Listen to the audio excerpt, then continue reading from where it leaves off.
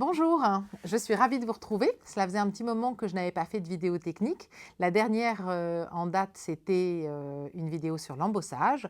Aujourd'hui, je vous propose une vidéo sur l'importance du sens du droit fil dans les feuilles de simili et en particulier lorsque vous faites des charnières de boîte, des albums ou des cahiers. Bonne vidéo!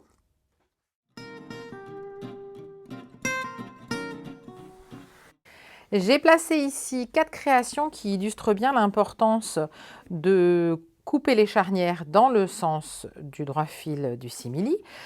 Là, vous avez l'indispensable, dont le tuto gratuit est sur le blog d'ailleurs. Et là, vous voyez que vous avez 2 charnières. Donc, c'est très important que le sens du droit fil soit dans ce sens-là pour que les charnières s'articulent et qu'elles durent dans le temps. Idem pour le postel. Le postel, vous avez 3 charnières. Il faut également, pour qu'elles s'articulent correctement, que le sens du droit fil soit dans le sens de la charnière. Pour un cahier, ce sera exactement la même chose pour un album. Vous avez également une charnière ici, mais en plus elle est plus large. Donc esthétiquement, c'est très important de le faire dans le sens du droit fil, parce que sinon votre charnière, elle risque d'être légèrement cassée. Donc non seulement c'est moins solide, mais en plus c'est moins joli. Donc très important, le sens du droit fil du simili dans ce sens-là. Pareil pour la Charleston. Vous avez une charnière ici et une autre charnière ici.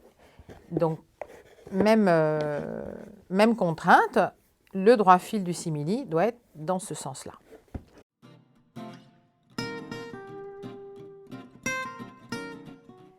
Il existe 3 techniques qui permettent de déterminer le sens du droit fil d'un simili. Donc, je vais vous montrer sur le buffle, parce que sur le buffle, on peut utiliser les 3 techniques. Vous allez comprendre, on ne peut pas le faire avec tous les simili. Alors, le buffle, il a une particularité, c'est qu'il a un motif. Le buffle imite le cuir du buffle, c'est pour ça qu'on l'appelle le buffle. Donc il a un sens, le sens du grain en fait. Donc ce sens du grain permet de déterminer le sens du droit fil.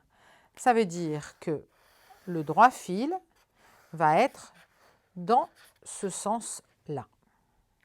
D'accord ? La seconde technique consiste à étirer le simili entre le pouce et l'index au niveau des ongles et d'essayer de désolidariser les fibres de papier. Donc vous voyez, là, qu'est-ce qui se passe avec mon simili? Il godille, d'accord? Ça veut dire quoi? Ça veut dire que les fibres qui étaient dans ce sens-là ont été désolidarisées, d'accord, par un étirement provoqué par le pincement entre mes 2 doigts. Et si j'essaye de faire le même étirement dans l'autre sens, eh ben en fait, je ne l'ai pas, cette godille. Le ski vertex, le simili, là c'est un ski vertex, reste bien droit. Alors que ici, vous voyez, ça godille. Ça veut dire que le sens des fibres est dans ce sens-là. Et en effet, le sens des fibres est bien dans le sens du droit fil. La troisième technique consiste à rouler le papier et voir comment il résiste et comment il s'oppose à la contrainte qu'on lui soumet quand on essaye de le rouler. Donc là, il résiste.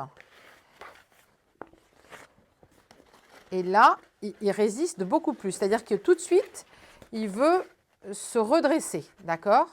Alors que quand je fais ici, il est beaucoup plus souple et il reste volontiers dans cette position. Ce qui veut dire que le droit fil est dans le sens, la souplesse est dans le sens que j'avais déterminé tout à l'heure. Donc les 3 techniques arrivent au même résultat.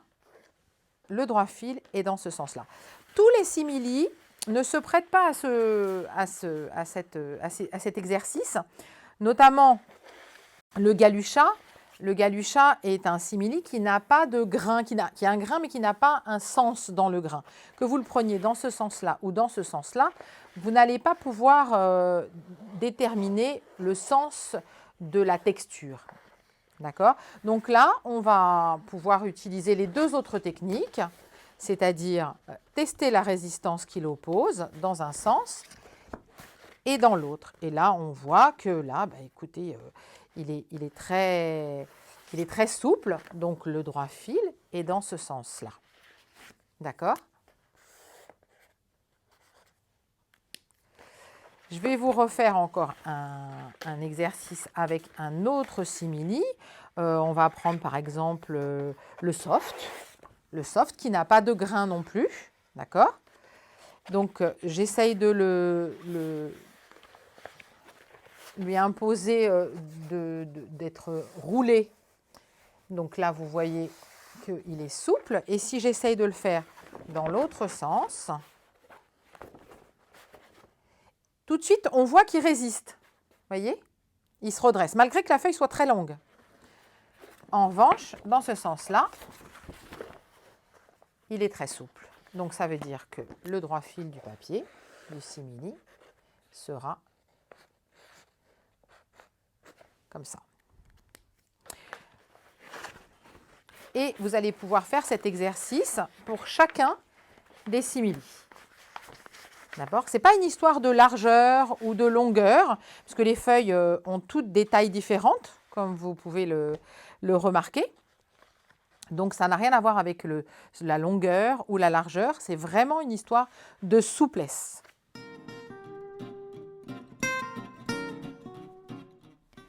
Donc voilà en pratique ce que ça donne. Si on met en application les techniques de détermination du sens du droit fil, là j'ai déterminé mon sens du droit fil, c'est aussi le sens dans lequel je vais couper le morceau de simili qui va me permettre de faire mon postel.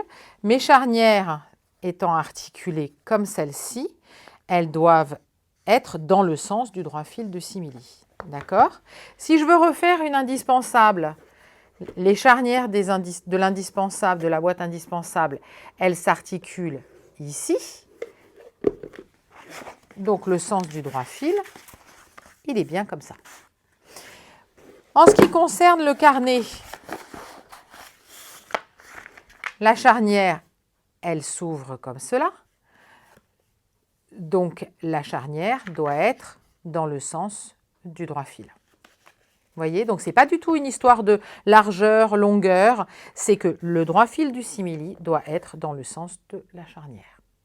D'accord? C'est pour ça que c'est important de déterminer le sens du droit fil dès que vous recevez, dès que vous avez votre feuille de simili. Quand elle est grande, en grand format, c'est beaucoup plus facile de déterminer que lorsque vous avez des petits bouts.